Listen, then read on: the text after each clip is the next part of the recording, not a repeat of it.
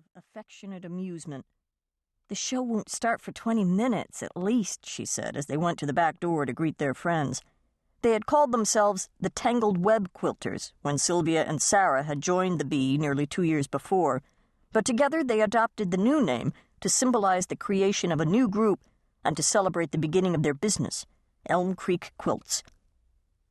Gwen and Summer entered first, laughing together like no mother and daughter Sylvia had ever known.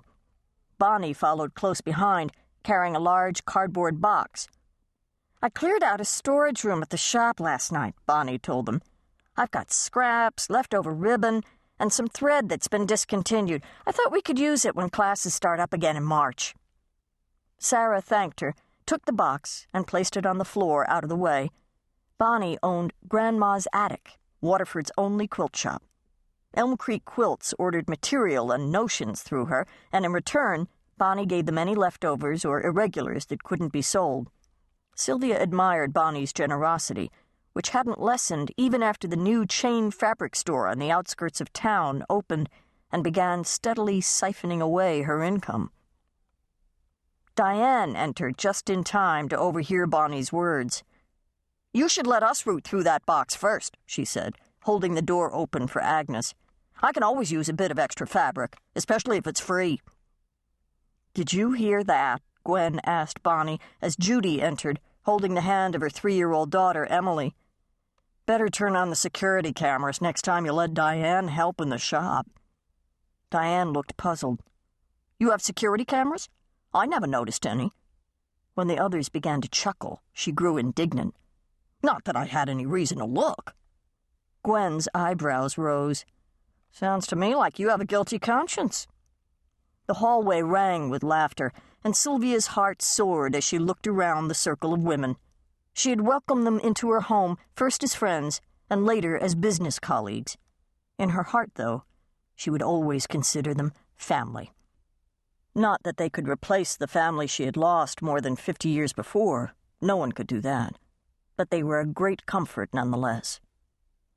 The new arrivals were breathless with excitement and red-cheeked from the cold.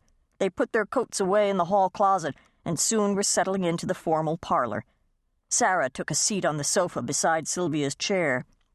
"Didn't I promise you someday you'd be glad we got cable?" she said as she turned on the television. "Indeed you did," Sylvia said. "But I'll reserve judgment until after the show." "Sarah's going to drag you kicking and screaming into the 21st century if it's the last thing she does," Gwen said.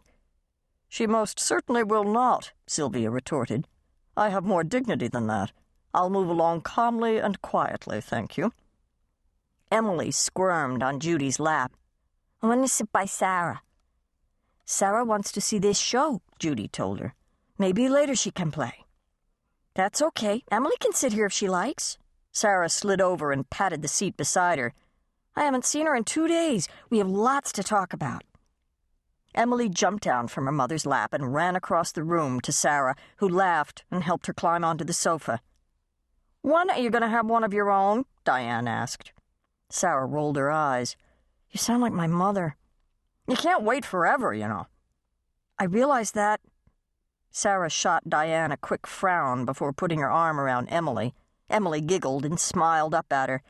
Sylvia caught the fragrance of baby shampoo and something else, something sweet and fresh beneath it, and she wondered why Sarah, who used to speak confidently about having children someday, hadn't said a word on the subject in months.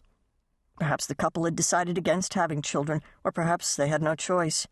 Sylvia didn't want to pry, but her heart was troubled for Sarah and Matt, and she wished she knew how to help them. "Where is Matthew, anyway?" Sylvia wondered aloud. "He's inspecting the orchards for storm damage," Sarah said. "He said he'd try to make it back in time for the show, but—" She shrugged. "He can't miss this," Judy protested. "He won't. There's a new tape in the VCR." Sarah smiled, tight-lipped.